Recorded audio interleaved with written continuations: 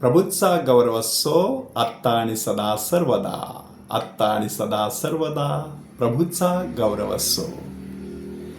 जीवनात माझ्या अंधार अंधार, ख्रिस्त विश्वज्योती सर्वांचा आधार. जीवनात माझ्या अंधार अंधार, ख्रिस्त विश्वज्योती सर्वांचा आधार. दूर कर देवा माझा पाप भार, दूर कर देवा माझा पाप भार. कोण तुझं विण मजला आधार, कोण तुझं विण मजला आधार. माणसाची अशी गत कधीतरी होत असते की सगळीकडे नुसता काळोख पसरलेला आहे, निबिड अंधकार पसरलेला आहे असं त्याला वाटू लागतं. अशा त्या अंधाऱ्या काळोख्या रात्रीमध्येच परमेश्वराची प्रेममय आधारमय अशी ज्योत प्रज्वलित होऊ शकते. ह्या अंधाऱ्या अंधाऱ्या, ह्या अंधाऱ्या राती, उजळ प्रभू तू ज्योती.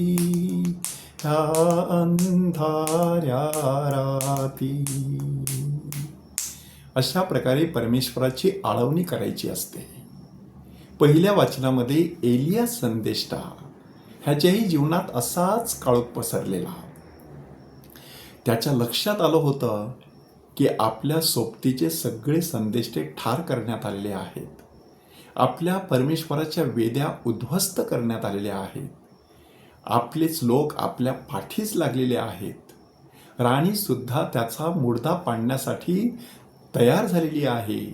अशा वेळेला आपला जीव घेऊन एलिया संदेष्टा पळून होरेब पर्वतावरती परमेश्वराकडे येतो.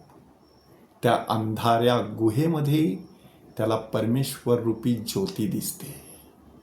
परंतु हा ईश्वर अनुभव आहे. त्या ईश्वर अनुभवाचे एकूण 3 रंग आहेत. त्यातील पहिला रंग एलिया संदेष्टाच्या जीवनात दिसून येतो. कोणता रंग आहे? त्या ठिकाणी फार मोठा थैथयाट नाही. वारा सुटलेला आहे, कपारी फोडत आहे, तेथे परमेश्वर नाही.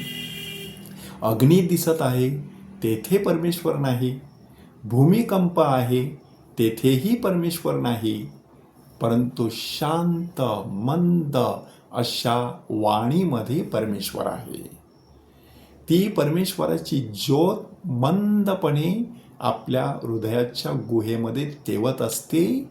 त्यासाठीच जेव्हा काळोख सर्वत्र पसरलेला असतो तेव्हा डोळे मिटून घ्यायचे असतात आणि अंतःकरणातील ईश्वराचा प्रकाश पाहण्याचा प्रयत्न करायचा असतो.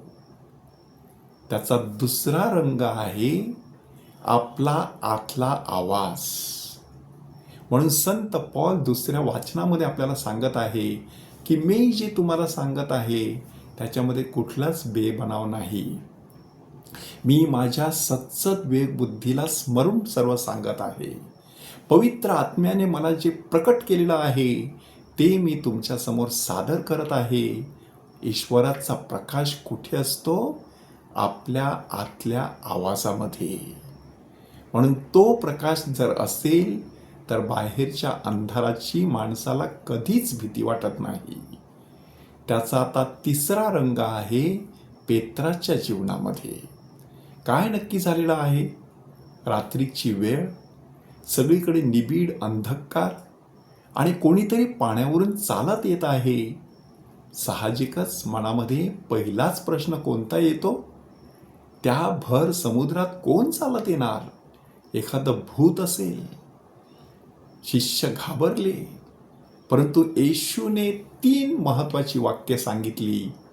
त्याच्यामध्येच ह्या ईश्वरी अनुभवाचा तिसरा रंग दडलेला आहे की संकटामध्ये माणसाने धीर धरायचा, घाबरायचं नाही, कारण परमेश्वर आपल्या संकटापेक्षा मोठा असतो. जेव्हा माणसाच्या जीवनामध्ये प्रॉब्लेम येतात तेव्हा माणूस 2 वाक्ये म्हणू शकतो. एक वाक्य आहे, oh God what a big problem, आणि दुसरं वाक्य आहे, oh problem what a big God. ह्याचा अर्थ इतकाच आहे की प्रश्न निर्माण झाला की त्या प्रश्नापेक्षा परमेश्वर मोठा आहे हे माणसाने विसरायचं नाही. परंतु पेत्रासारखीच आपली कधी कधी गत असते, खरंच हा परमेश्वर आहे का? मग त्याची परीक्षा पाहूया. त्याने परीक्षा पाहण्यासाठी येशूला सांगितलं, प्रभूजी खरोखर तुम्हीच असाल तर मला देखील त्या पाण्यावरून चालत यायला सांगा.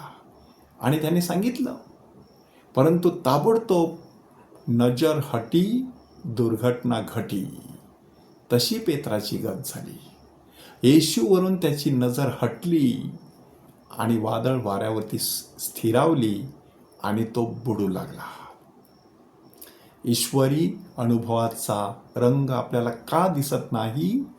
कारण आपली नजर ईश्वरावरून ढळलेली असते. अशाही वेळेला ईश्वर आपल्याला हात देऊन सांगतो, अरे अल्पविश्वासू, तू का घाबरलास? तू विश्वास का धरला नाहीस? आणि येशू त्याला बोटीमध्ये घेतो. त्यानंतर वादळ वारे सगळे शांत होत असतात.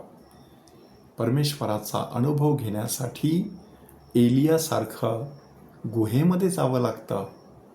संत पॉलसारखं पवित्र आत्म्याच्या वाणीकडे लक्ष द्यायचं असतं. आणि पेत्रासारखं प्रभूच्या चरणी लोटांगण घ्यायचं असतं. ती कृपा आपल्याला मिळावी म्हणून प्रार्थना करूया. त्या प्रभूचा गौरव असो, आत्ता आणि सदा सर्वदा. आत्ता आणि सदा सर्वदा प्रभूचा गौरव असो.